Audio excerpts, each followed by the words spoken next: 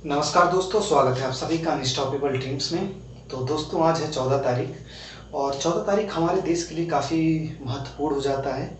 और जैसा कि आप सभी को पता होगा कि हमारे देश ने एक विभाजन आज़ादी से पहले हमारे देश ने काफ़ी दुखद घटना का सामना किया और देश को दो भागों में बंटना पड़ा, एक पाकिस्तान और एक हमारा अपना हिंदुस्तान।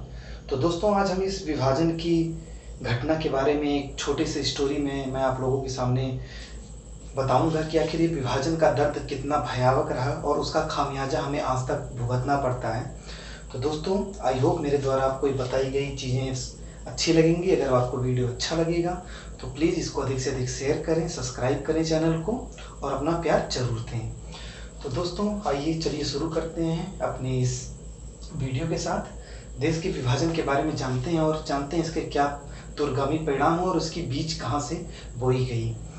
तो दोस्तों, जैसा कि आप सभी को पता होना चाहिए कि जो हमारा हिंदुस्तान है वो आपको पता है कि अंग्रेज़ों के द्वारा 100-200 साल तक गुलामी के जंजीरों में जकड़ा रहा और इस गुलामी की जंजीरों में जकड़ने के पीछे तमाम चीज़ें कारण बनी। वो हम कभी आपको अलग एक वीडियो में बताएंगे कि आखिर गुलाम होने का कारण क्या हुआ और अंग्रेज़ों ने इतने सालों तक हम पे राज कैसे किया, जिसमें से सबसे मुख्य कारण था उनका वोट डालो राज करो नीति था। उन्होंने हमें आपस में लड़ाया, हिंदू मुस्लिमों को आपस में लड़ाया और उस लड़ाई का परिणाम ये हुआ कि हमारे देश को बंटवारे का सामना करना पड़ा। दोस्तों, आप सभी को जानकर ये हैरानी हुआ कि जब देश का बंटवारा हुआ तो बंटवारे का जो घोषणा वो 3 जून 1947 और इसकी सुगबुगाहट जो थी दोस्तों वो पहले से ही पनपने लगी थी। और एक तरह से कह सकते हैं कि जब मुस्लिम लीग का गठन हुआ तो एक तरह से उसी समय से माना गया कि अब देश का एक सांप्रदायिक रूप से बंटवारा निश्चित है। अब लेकिन ये लोगों को नहीं पता था कि वो बंटवारा जो है वो इतना भयावह और इतना कष्टकारी होगा। दोस्तों, आप अंदाजा भी नहीं लगा सकते कि बंटवारा कितना कष्टकारी साबित हुआ और कितने लोगों को एक तरह से कह सकते हैं जीवन भर के लिए एक घाव की तरह वो उनके साथ बना रहा।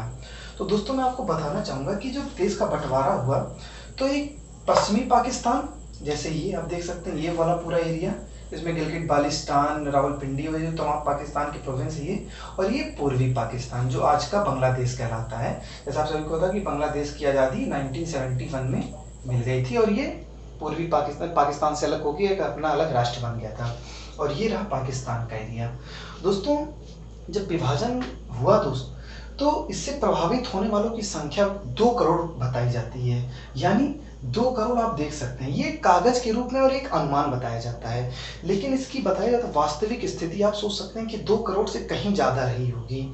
और इस विभाजन में जो मृत्यु होती है, जैसे आप सभी को पता है पलायन होता है, तो वो एक उस समय के जो हमारे आधारभूत संरचनाएं थे वो इतनी अच्छी नहीं थी, संचार व्यवस्था तमाम चीज़ देख सकते हैं कि हम उस समय काफ़ी गरीब राष्ट्र थे काफ़ी। तो उसमें जो दोस्तों मरने वालों की संख्या बताई जाती है वो 20 लाख लोगों की मृत्यु बताई जाती है। और ये बताया जाता है कि ये 20 लाख एक आंकड़ा है और ये 20 लाख से कहीं ज़्यादा हो सकता है।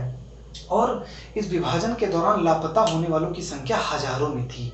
और जैसा आप सब पता होना चाहिए कि लापता होने के बाद सालों तक लोग परिजन अपने बिछड़ों का इंतजार करते रहे और अंत में उन्हें अपने अपनों के बारे में कुछ जानकारी नहीं मिली और इसकी संख्या हजारों में बताई जा सकती है। लेकिन कहीं कहीं अगर आप आंकड़ा देखें तो बताया जाता है कि लाखों में लोग लापता हो गए जिनका पता ही नहीं चला वो कहाँ गए।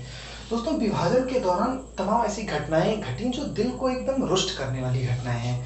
अगर मैं पर्सनली दोस्तों आप लोगों से बात करूं तो ये जो विभाजन का दर्द है और एक तरह से विभाजन का जो इतिहास है ये मेरा पर्सनल फेवरेट टॉपिक है।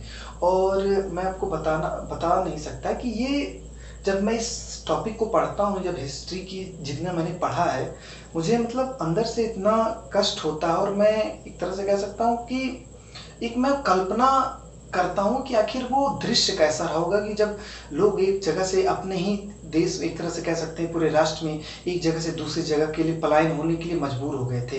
क्योंकि आप सभी को पता है कि जो पलायन संभवतः होता है दोस्तों, वो एक होता है कि भुखमरी या अकाल कोई पड़ जाता है तब लोग पलायन करते हैं एक जगह से दूसरी जगह, या तो किसी युद्ध के कारण होता है कि किसी दूसरे देश ने युद्ध कर दिया हो, आपस में गृह युद्ध या फिर चल रहा हो, तमाम चीज़ें तब लोग पलायन होती हैं। और ये जो भारत का विभाजन है दोस्तों, इतिहासकारों के मुताबिक प्रभावित, चाहे वो भारतीय इतिहासकार हो या विदेशी इतिहासकार हो, ये अभी तक की सबसे भयावह विभाजन और पलायन माना जाता है।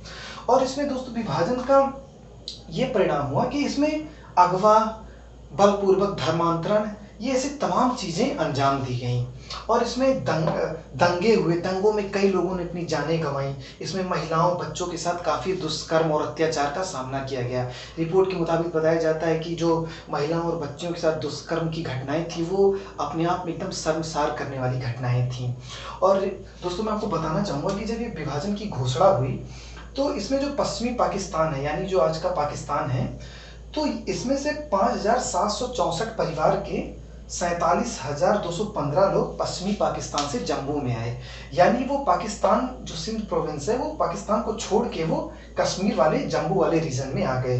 यानी उनकी संख्या बताई जाती है 5,764 परिवारों के 47,215 लोग वो जम्मू में आए। और 1947 से लेके अभी तक की जो घटनाएं बताती हैं कि जो अभी तक की रिपोर्ट है उसमें पश्चिमी पाकिस्तान और पूर्वी पाकिस्तान, यानी ये और ये आज का जो बांग्लादेश है, उससे करीब 1 करोड़ लोगों का पलायन हुआ है। तो दोस्तों आप ये देख सकते हैं कि विभाजन का दर्द कितना भयावह रहा हमारे देश के लिए। तो दोस्तों मैं आपको बताना चाहूँगा कि जो विभाजन का दंश था दोस्तों, ये लखनऊ समझौते में एक रूप से सामने आया और इसका दूरगामी परिणाम उसी समय लगा लिया गया था। क्योंकि जब मुस्लिम लीग का गठन हुआ तो मुस्लिम लीग का ब्रिटिश सरकार के प्रति मोह भंग हो गया। और मोह भंग का कारण क्या था कि 1912-13 में अफगान वॉर में ब्रिटेन ने तुर्की का सपोर्ट करने से मना कर दिया। और इस अफगान वॉर में जो वहाँ का खलीफा था वो अपने आप को वहाँ का खलीफा मानता था। और इन खलीफा घोषित होने की वजह से जो भारत राष्ट्र के जो मुस्लिम थे और तमाम जगहों के उनके प्रति काफ़ी सम्मान था और वो सम्मान बहुत आदरपूर्ण अपना व्यक्त करते थे। तो जब ब्रिटिश ने उसकी मदद करने से मना कर दी तो मुस्लिम काफ़ी रुष्ट हो गए। उसके बाद 1905 का जो बंगाल विभाजन है, 1905 का बंगाल विभाजन लॉर्ड कर्जन के समय में, तो बंगाल विभाजन में आप सभी को पता है बंगाल विभाजन की घोषणा के बाद स्वदेशी मूवमेंट चला और इस स्वदेशी मूवमेंट का काफ़ी अच्छा परिणाम रहा कि बंगाल विभाजन को रद्द करना पड़ा। तो बंगाल विभाजन को रद्द करने के बाद भी मुसलमानों में ब्रिटिश सरकार के प्रति मोह भंग हुआ और ऐसी तमाम ऐसी घटनाएं घटी जो ब्रिटिश के प्रति मुसलमानों का मोह भंग कर दिया। और इस मोह भंग के बाद क्या हुआ दोस्तों कि जो हमारा 1885 में जो भारतीय राष्ट्रीय कांग्रेस का गठन हुआ था ए.ओ. हुम द्वारा, तो मुसलमानों का जो मुस्लिम लीग थी उसका धीरे धीरे झुकाव भारतीय राष्ट्रीय कांग्रेस की तरफ आ गया। इसके बाद एक घटना घटती है 1916 की। 1916 में दोस्तों भारतीय राष्ट्रीय कांग्रेस का अधिवेशन होता है और ये अधिवेशन जो होता है ये लखनऊ में होता है, लखनऊ में। और इस अधिवेशन के जो अध्यक्ष होते हैं वो अंबिका चरण मजूमदार होते हैं और उनके इस अध्यक्षता में, और इसके पीछे इसका बैकग्राउंड काफ़ी पहले ही तैयार कर दिया जा चुका था। जैसे बाल गंगाधर तिलक और एनी बेसेंट द्वारा होम रूल लीग चलाया गया था और उसमें उन लोगों का मोटिव था कि वो लोग समझ चुके थे कि बिना सभी वर्गों के साथ आए हुए, चाहे वो मुस्लिम हो, चाहे वो कृषक वर्ग हो, चाहे वो भूमि प्रबंधन के जो जमींदार और ये तमाम मध्यवर्गीय हो, तमाम चीज़ें सबको पता था कि देश तभी आज़ाद हो सकता है जब इन सभी को पूर्ण रूप से हम आगे लाएंगे। और खासकर जो महिलाएं थीं, जो महिलाओं को अभी तक स्वतंत्रता आंदोलन में शामिल नहीं किया जाता था, उनकी एक गांधी जी के उदय के साथ ही उनका एक महिलाओं का भी काफ़ी योगदान बढ़ा और महिलाओं ने भी बढ़ चढ़कर स्वतंत्रता संग्राम में काफ़ी भाग लिया देश को आज़ाद कराने में। तो दोस्तों अब जैसे लखनऊ अधिवेशन जो हुआ उन्हें, तो फिर मुस्लिम लीग ने कांग्रेस का भारत का स्वतंत्रता का जो स्वशासन था उसको पूर्ण रूप से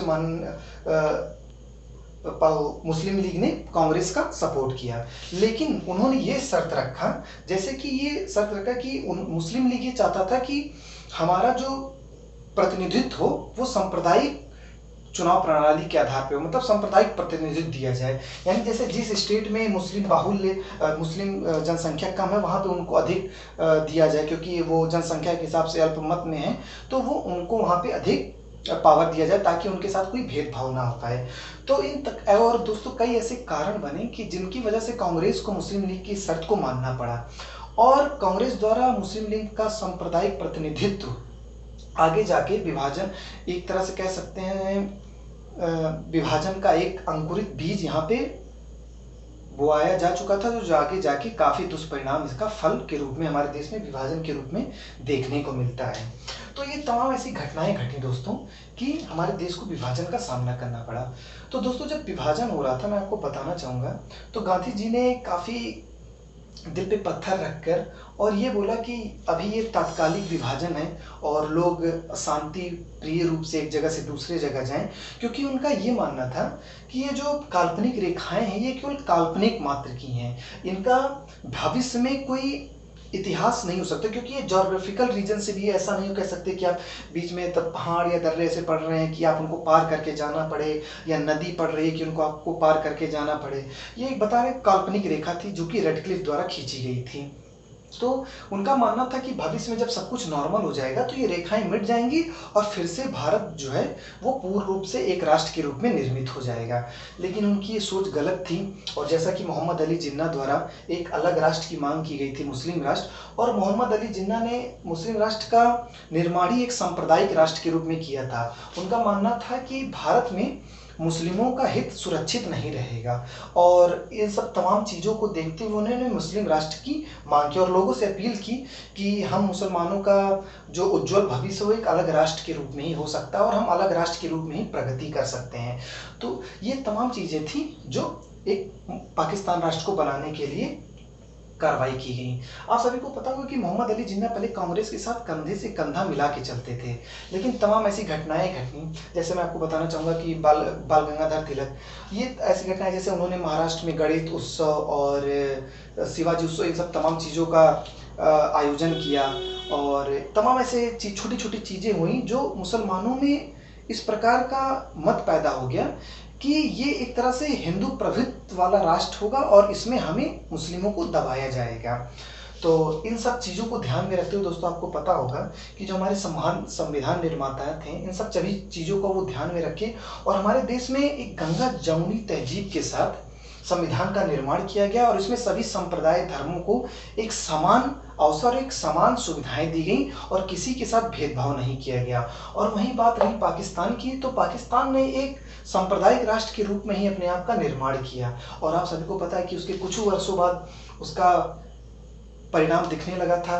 अंदर ही अंदर तमाम चीज़ें उनके घटनाएं घटने लगीं, एक राष्ट्र के रूप में उन्हें तमाम चीज़ें परेशानियां देखने को मिली, और भारत ने इसी का उल्टा सभी धर्मों को मिला के चलते हुए एक राष्ट्र का निर्माण किया। और आप सभी को पता है कि संविधान निर्माताओं द्वारा एक ऐसे सुसंगठित संविधान का निर्माण किया जिससे देश आज 75 साल आज़ादी के बाद भी एक एकता के बंधन में बंधा हुआ है, और ऐसे ही जीवन पर्यंत ये एकता के बंधन में बंधा रहेगा। तो दोस्तों ये ऐसी तमाम चीज़ें जो विभाजन की घटनाओं में महत्वपूर्ण रहीं, तो ये देश के लिए काफ़ी दुखदायी घटना रही, क्योंकि दोस्तों अगर आप सोच सकते हैं कि अगर ये विभाजन ना हुआ होता तो ये जो बांग्लादेश था, ये पाकिस्तान था, आज हम एक होते। और आप समझ सकते हैं कि जो जैसे बलूचिस्तान है पाकिस्तान का, वहाँ पे काफ़ी ज़्यादा कह सकते हैं खनिज संपदा मिलती है, और पाकिस्तान और बांग्लादेश में जो वस्त्रों के लिए काफ़ी महत्वपूर्ण माना जाता है, और ये सब तमाम चीज़ें होती। तो आप देख सकते हैं कि एशिया माइनर क्या एक तरह से कह सकते हैं कि पूरे विश्व पे भारत राष्ट्र का, हिंदुस्तान राष्ट्र का डोमिनेशन होता है। जैसे आप सभी को पता है कि इस समय तमाम चीज़ों के लिए स्ट्रगल करना पड़ता है।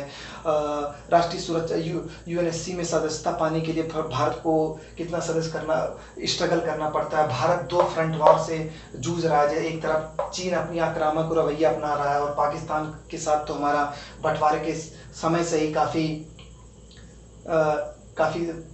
तालमेल नहीं बैठा, और कई 2-3 युद्धों का सामना भी करना पड़ा। तो आप सोच सकते हैं अगर ये बंटवारा ना हुआ होता तो हमें जो अपना डिफेंस पे खर्चा करना पड़ता है, ये हम डिफेंस पे खर्चा ना करके अपने राष्ट्र निर्माण में इंफ्रास्ट्रक्चर, शिक्षा, मेडिकल, हेल्थ, इन सब तमाम चीज़ों के साथ हम अपने देश को और आगे बढ़ा सकते थे, और एक महाशक्ति के रूप में हमारा देश आगे बढ़ता। नो डाउट हम एक महाशक्ति बनने की रेस में हैं, आने वाले समय में हम जरूर बनेंगे, लेकिन हमें इतना स्ट्रगल नहीं करना पड़ता जितना हमें आज के टाइम पे स्ट्रगल करना पड़ रहा है।